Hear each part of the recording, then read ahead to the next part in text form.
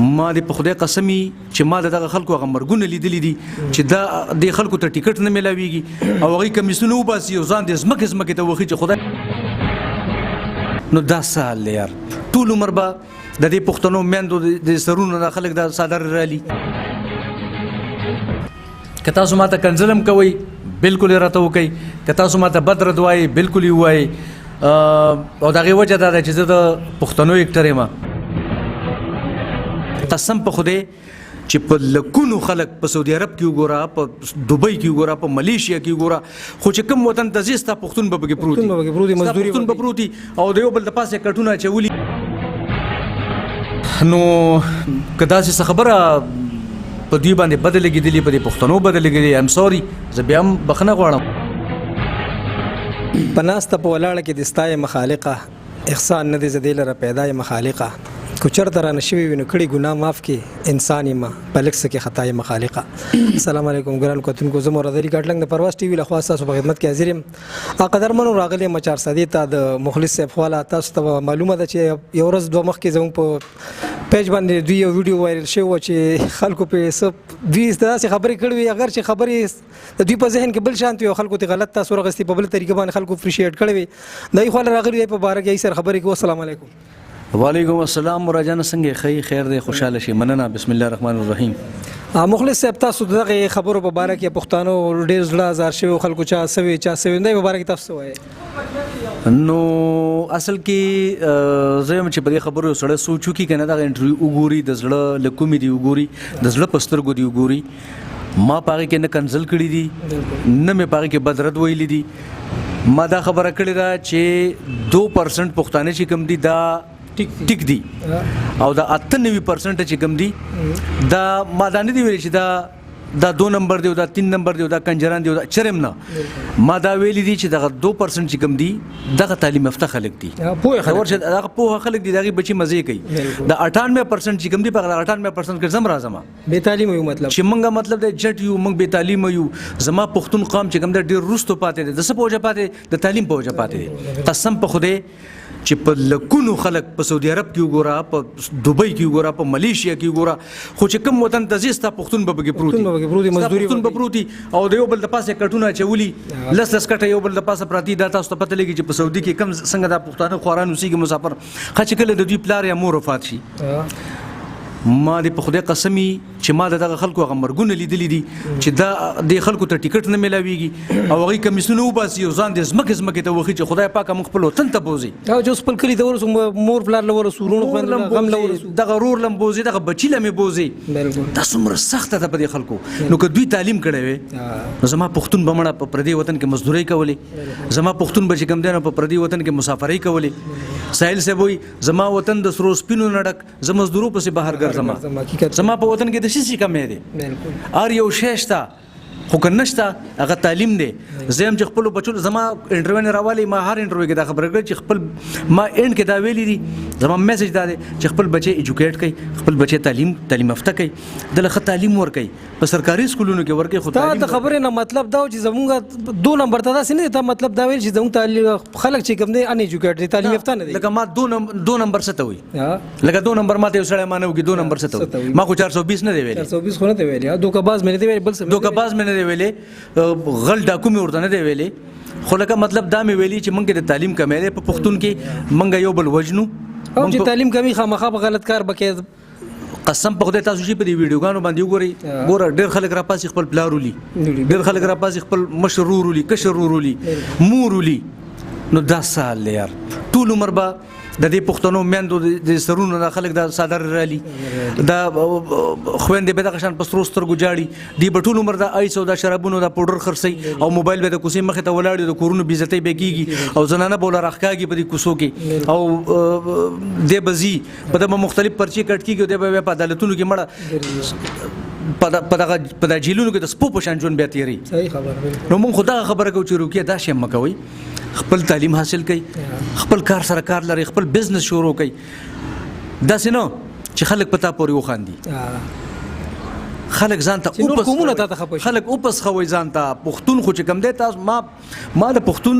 د بیزتی خبره نه کړې ما پښتون ستایل دي او دا کمه په ما کې مشته دا په بل کې مشته بالکل شته. تاسو د شاعرانو خبره کړې وا چې شاعران د دای په باره کې دانش صاحب مو یاد کو بل تاسو دغه ذات یاد کړو کنه دغه شاعري مو یاد کړو دای باره کې تاسو نه جی نه دانش صاحب خو پروفیسور دی دانش زما مرګره دی ما د دانش په ذات پسې خبره نه کړې ما د هغه په پروفیشن پسې خبره نه کړې مطلب هغه پروفیسور دی سما د پر ډیر درنښت لري زه ته ډیر درناوی لرم داغه هم د دې پروفیسورانو په وجه باندې زه کدل تن خبر کوم زه نه مخلص یم اسیر منګل صاحب زما پروفیسور په 400 کالج پتنګي کالج کې موږ داغه نه زده کړې دي دا زموږ د پښتو پروفیسوران پاتې شوي دي بغزاده دانش انګریزي ویلې دا هغه هم ډېر شاګردانی زه دا خبرې قدر کوم خو زه د شاعري اتفاق بالکل نه کوم زما شاعري د ټکی په ټکه مم نه لګي د بغزاده بالکل زمانه د خو خروره که زما شاعري که زما اداکاری دی وسړی نه خو 50 په دې نه مخلص به خوخي خو کې شي اکټینګ نه خو نو دا خو در سړي د خپل چایس خبره ده ما د بغزاده دانش په ذات پس خبره نه کړې نه ور پسې کوم او نه مې چرته کړې ده ان شاء الله بس بغزاده دانش زمونږ د سر ګل دی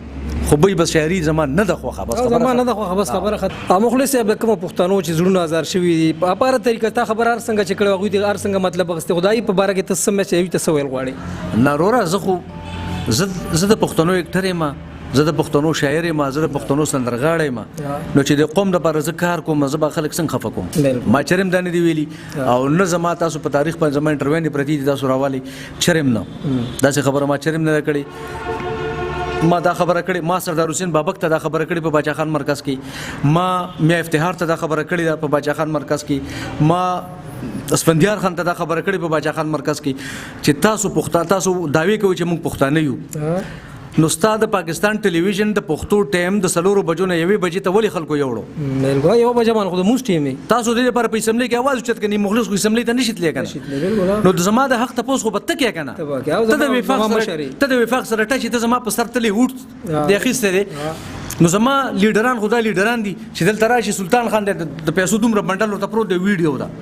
نو تعالی خو ما وټونه درکړي نو تا خو زم خرڅ کړم زما ټول قوم نیم خرڅ خپل ضمیر دی زما لیډر خو ما خو دغه پښتانه یاد کړی چې زما لیډر خرڅيږي د پښتنو لیډر خرڅيږي ولی کیږي یار ته زما د حق ته پوس نه کته د کورسي باندې څه د پاره